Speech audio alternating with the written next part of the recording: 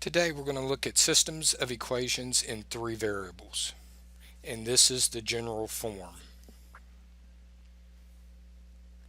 Notice that I have added a new variable. It is for the z-axis, or what you'll hear some people call z. This really deals with three-dimensional,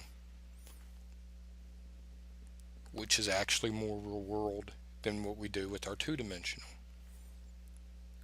So ax plus by equals cz equals d. The a, b, c, and d and the subsequent letters in front of the variables represent your constants and your coefficients. In my examples, what I'll do is color coding for the equations. So there's the basic premise of what we're looking at for our systems of equations in three variables. The process mathematically is not at all difficult. The difficult part is just becoming familiar with the generalized steps to work your way through. Once you know these steps and it becomes familiar, it's relatively simple, but it's a matter of getting comfortable with the steps. And it does harken back to solving a system of equations in two variables. Graphing aspects of this, we will not cover graphical methods to determine the solution. Most likely with what we're dealing with is if we would graph these, we would be graphing planes. So it would be like taking three pieces of paper and matching them up on the axes and seeing where they intersect. And a lot of our graphing programs that we have, like Desmos, I can't graph in three dimensions. Some of your graphing calculators can, but it does present a difficult nature to solving it that way. Therefore, solving it algebraically is generally easier. So, generalized steps. Pick a variable to eliminate from two of the equations. So it doesn't matter which two, you just pick a variable and you look at your coefficients and the variables that you have there. And you pick those two equations and you use the remaining equation. Notice I have it in quotations. It's going to be the one equation that you're not eliminating the variable for. And whenever you do that, you will create two new equations, and we'll call them equation 4 and equation 5. Using those two new created equations, equation 4 and equation 5, you're going to pick a variable from them to eliminate. And this is like we're getting back to systems of equations in two variables. Once you eliminate the variable, you plug that variable back into either equation 4 or equation 5 to solve for the remaining variable. So by this point, you have a value for two of your variables.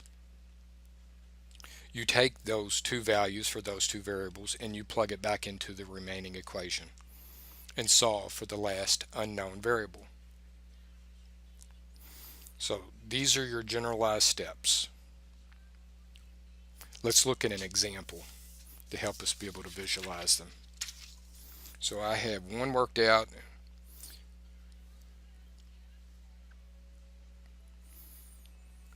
So here's the example. Solve the system, and I'm given three equations, three variables. What I've done is I've color coded. Equation 1 is in red, equation 2 is in blue, equation 3 is in green. So, and it doesn't matter, I've arbitrarily said I'm going to eliminate x from equation 2 and equation 3. So what I'm going to do is I'm going to use equation 1. Equation 1 is my remaining equation.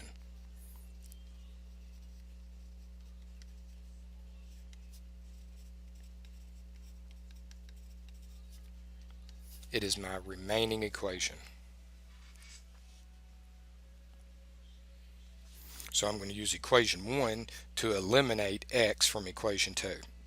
So I must multiply equation 1 by -4.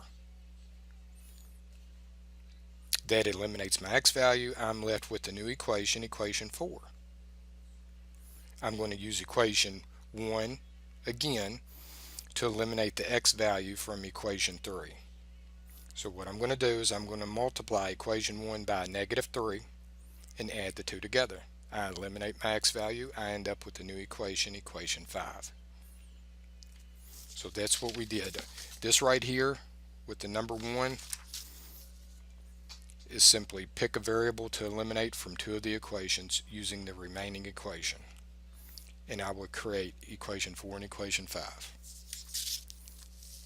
The next thing is I pick to eliminate z from equation 4 and equation 5.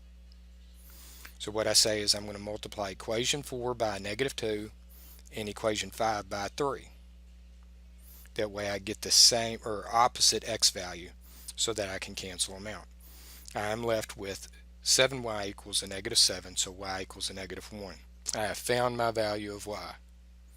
I then take the value of y and I plug it into either equation 4 or equation 5. I don't know why I wrote and there. Equation 4 or equation 5 and solve for z. So it looks like I chose equation 4 and I plug it in and I solve for the value of z. I have the value of y, I have the value of z, and that is steps 2 and 3. I used my newly created equations, equation 4 and 5, to eliminate a variable. And I did that right here. I eliminated z. And then I plugged the value that I got from that elimination into equation 4 or equation 5. And that's what I did here. Next, I take those two values and I plug the value of y and the value of z into my remaining equation. And I will end up solving, in this case, for x. And I end up with x equals 3. This is my solution for that system of equations.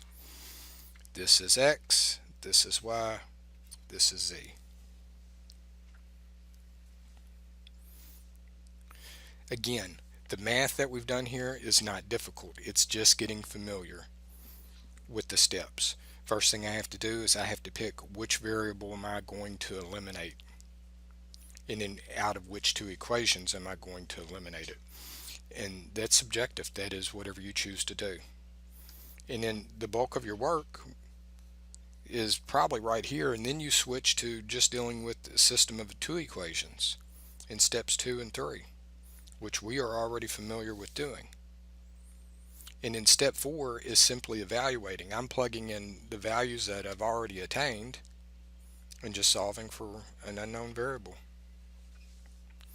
Again, it's a matter of getting the steps down. The math behind it is very similar to what we've already done. So, introduction to systems of equations in 3 variables. I ask that you watch the publisher's videos, and that while you're doing this, you critically think about what you're doing and see how it correlates back to what we've already covered. Structure your homework, and good luck on your homework problems.